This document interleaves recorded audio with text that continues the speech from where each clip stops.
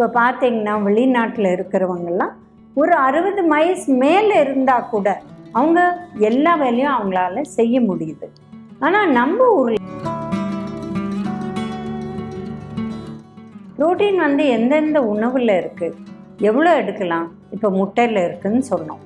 அதுக்குன்னு வெள்ளை முட்டை 5-6 எடுக்க முடியுமா? சரி, புரோட்டீன் நல்லதுங்க, எங்கள் ட்ரெயினர் சொல்லியிருக்காரு, நான் எங்களுக்கு ஒரு சப்ளிமெண்ட் கொடுத்துருக்காங்க, ஒரு ஸ்கூப்பில் 28 கிராம் புரோட்டீன், இந்த மாதிரி நாங்கள் 6 ஸ்கூப் சாப்பிட்ணும் ஒரு நாளைக்கு. இதை தவிர நலம் வாழ 2.0 இந்த எபிசோடில் நம்ம புரோட்டீனோட இம்பார்ட்டன்ஸ் பற்றி பேச போகிறோம். இப்போ பார்த்தீங்கன்னா ஒரு 5-10 வருஷம் முன்னாடி இந்த அளவு புரோட்டீனுக்கு இம்பார்ட்டன்ஸ் கொடுத்ததில்லை. இப்போது நீங்கள் ஒரு ஜிம் போங்க, இல்லை டாக்டர்கிட்ட போங்க, இல்லை டயட்டிஷியன்கிட்ட போங்க, எல்லாருமே ஒரே ஒரு வார்த்தை தான், நல்லா புரோட்டீன் எடுங்க, 2 வேளை புரோட்டீன் எடுங்க அப்படின்னு சொல்லிகிட்டே வராங்க. இப்போ ஒரு உணவு முறை ஹெல்த்தியாக இருக்கிறதுக்கு அப்படின்னு பார்த்தீங்கன்னா நம்ம எல்லாருமே ரைஸ் சாப்பிட்றோம், ரொம்ப ஜாஸ்தி சாப்பிட்றோம், அதான் ப்ராப்ளம். ஸோ ரைஸை கொஞ்சம் குறைச்சிட்டு உணவில் கட்டாயம் புரத சத்து ஒரு புரோட்டீன் அட்லீஸ்ட் 2 டைம்ஸ் கட்டாயம் வேணும். இது காலை உணவில் முட்டை சாப்பிட்றவங்க முட்டையாக சாப்பிட்லாம், மதிய உணவு நைட் உணவில் பருப்பு, சாம்பார், ரசம் அந்த அளவு கணக்கு இல்லை. ஏன்னா ரசத்தில் இது பருப்பே போடாத கூட பண்ணுறவங்க நிறைய பேர் இருக்காங்க.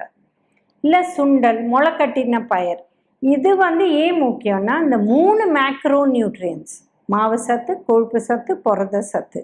அதில் நம்ம மாவு சத்தும் கொழுப்பு சத்து நிறையா எடுக்கிறோம், ஆனால் புரத சத்து ரொம்ப குறைவாக எடுக்கிறோம்.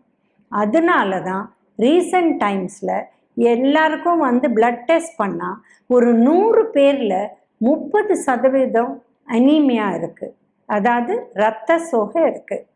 இது வந்து அயன் டெஃபிஷியன்சி அனீமியா. ஆனால் அந்த ஹீமோக்ளோபின்கிறது, ஹீம்ங்கிறது அயர்ன், குளோபின்ங்கிறது புரோட்டீன். ஸோ நம்ம உணவு முறையில் அயர்ன் கம்மியாக இருந்தாலும் ஹீமோக்ளோபின் குறையும், புரோட்டீன் குளோபின் குறைஞ்சாலும் ஆட்டோமேட்டிக்காக நம்மளுக்கு ஹீமோக்ளோபின் குறையும். அதனால புரோட்டீன்ங்கிறது ரொம்ப ரொம்ப முக்கியம். ஸோ நம்ம வந்து 2 வேளை எடுக்கணும். இப்போ அசைவ முறையில் சிக்கன் அண்ட் ஃபிஷ் பெட்டர் மற்றதை விட. ஏன்னா பீஃப், போர்க் இதெல்லாம் ரொம்ப ரொம்ப ஹை ஃபேட் ப்ரோட்டீன், அண்ட் அதனால நல்லதில்லை. வேறு சிக்கன் அண்ட் ஃபிஷ்ஷில் கொழுப்பு சத்து இருந்தால் கூட அந்த கொழுப்பு சத்து ஹெல்த்தி கொழுப்பு சத்து. இப்போ பார்த்திங்கன்னா ப்ரோட்டீன் எதுக்கு தேவை, எதுக்கு தேவை இல்லை அப்படின்னு கேட்டால் ஈஸியாக இருக்கும். இப்போ ப்ரோட்டீன் வந்து வளர்கிற குழந்தைகளுக்கு தேவை.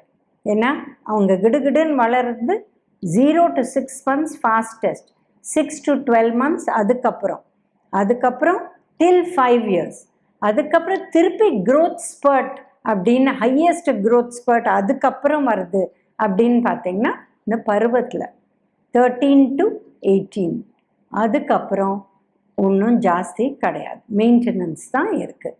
அண்ட் ரொம்ப வயசானவங்க above 80 அவங்களுக்கு ப்ரோட்டீன் உடம்புலேருந்து போகும் வெளியில், அதனால் அவங்களுக்கு ப்ரோட்டீன் ரீப்ளேஸ்மெண்ட் முக்கியம்.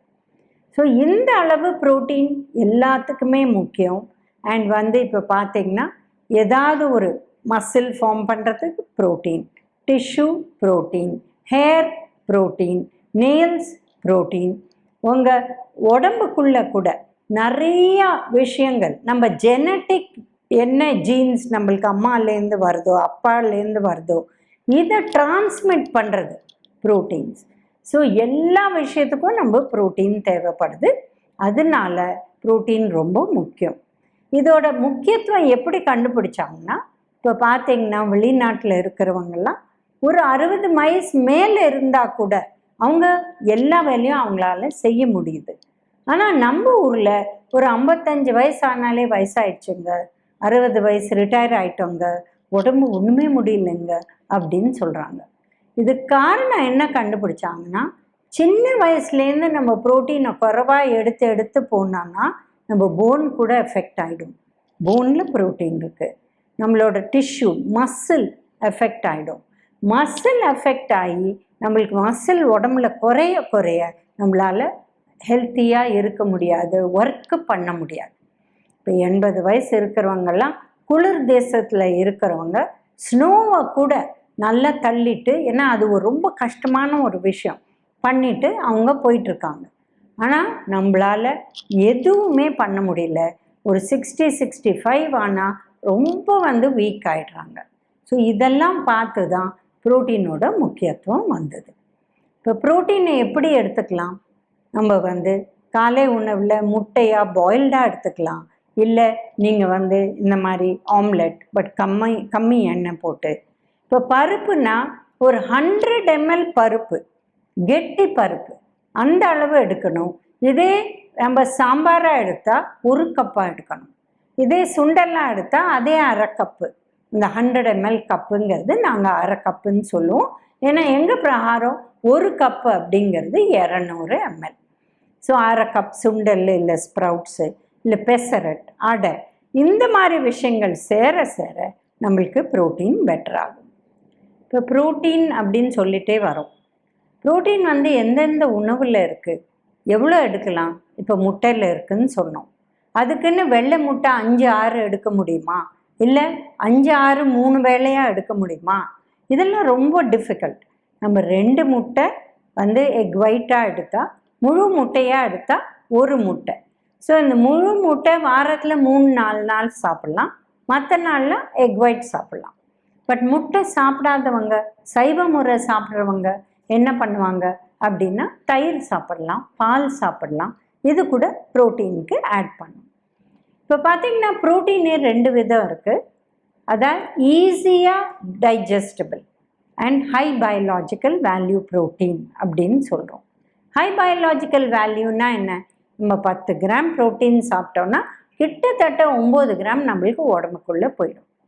அதே நான் high biological or low biological value protein அப்படின்னு சொல்கிறோம். அப்படின்னா என்ன? நம்ம 10 கிராம் சாப்பிட்டா நம்மளுக்கு 6-7 கிராம் தான் உடம்புக்குள்ளே போகும். ஏன்னா அதோட அப்சார்ப்ஷன் குறைவு.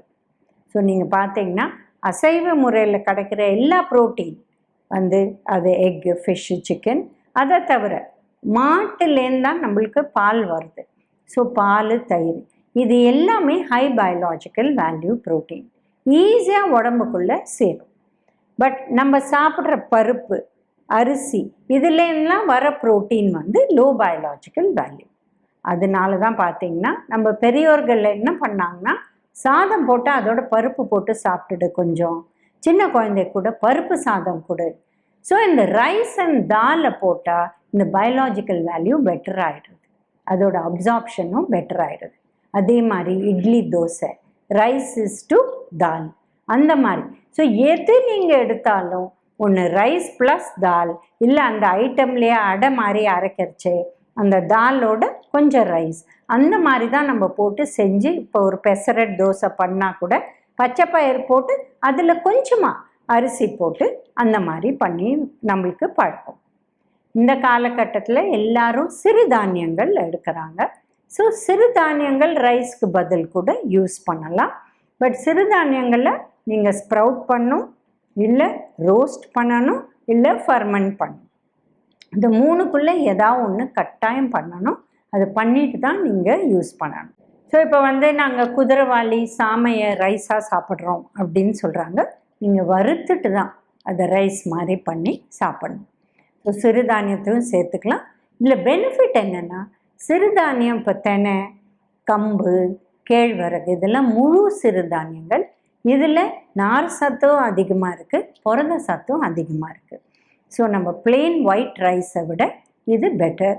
இல்லை ரைஸ் தான் உங்களுக்கு வேணும்னா இந்த செமி பாலிஷ்ட் ரைஸ், இல்லை ரெட் ரைஸ், அது கூட எடுத்துக்கலாம். ஏன்னா அதுலேயும் கொஞ்சம் புரத சத்து பெட்டராக இருக்குது. சரி, ப்ரோட்டீன் நல்லதுங்க. எங்கள் ட்ரெயினர் சொல்லியிருக்காரு, நான் எங்களுக்கு ஒரு சப்ளிமெண்ட் கொடுத்துருக்காங்க. ஒரு ஸ்கூப்பில் 28 கிராம் ப்ரோட்டீன். இந்த மாதிரி நாங்கள் 6 ஸ்கூப் சாப்பிட்ணும் ஒரு நாளைக்கு.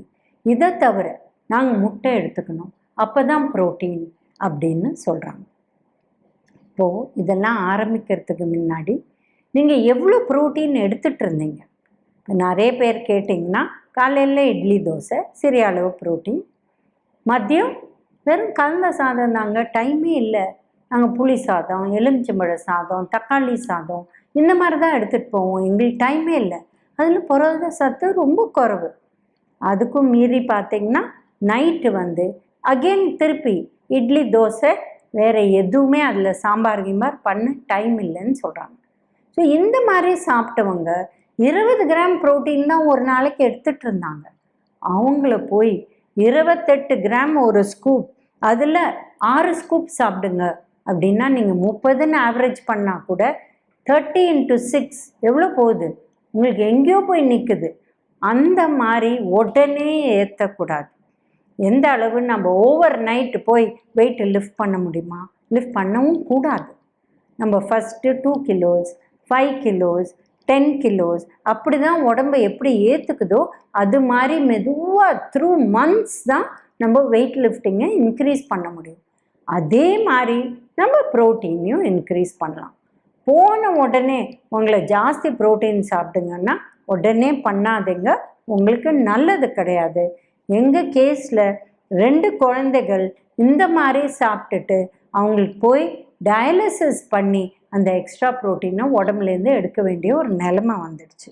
ஏன்னா 20 கிராம் எங்கே இருக்குது, 180 இல்லை 100 கிராம் எங்கே இருக்குது? ரொம்ப ஜாஸ்திங்க.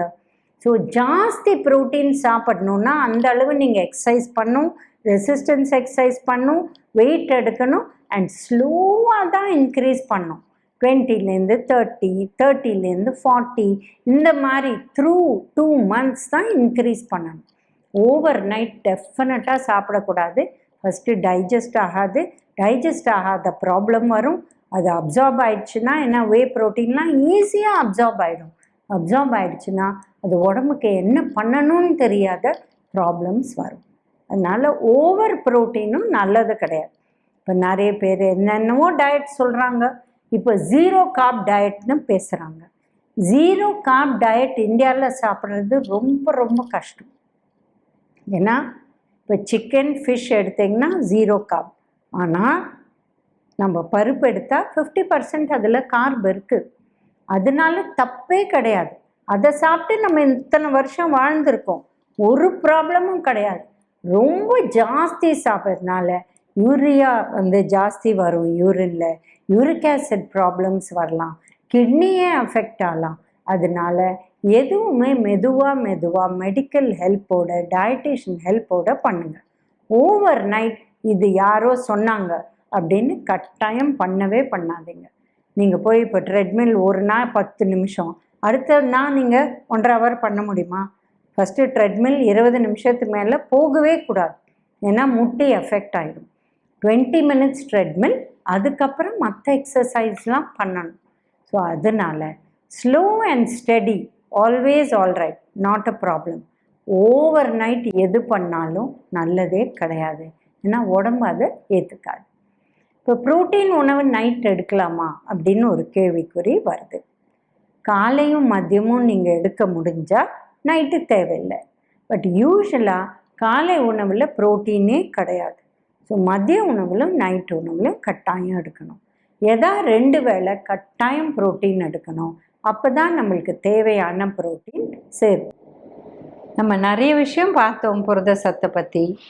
பட் டெய்லி என்ன சாப்பிடணும்?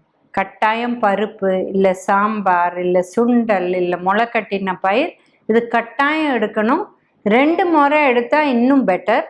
பட் யாருக்கு முடியலையோ அட்லீஸ்ட் ஒரு தடவை டெய்லி எடுக்கணும். ஏன்னா புரத சத்துங்கிறது ரொம்ப முக்கியம். இதை எடுத்தால் தான் நம்ம ஹெல்த் வரும். இந்த விஷயங்களை ஃபாலோ பண்ணி நலம் வாழ என்னாலும் என் வாழ்த்துக்கள்.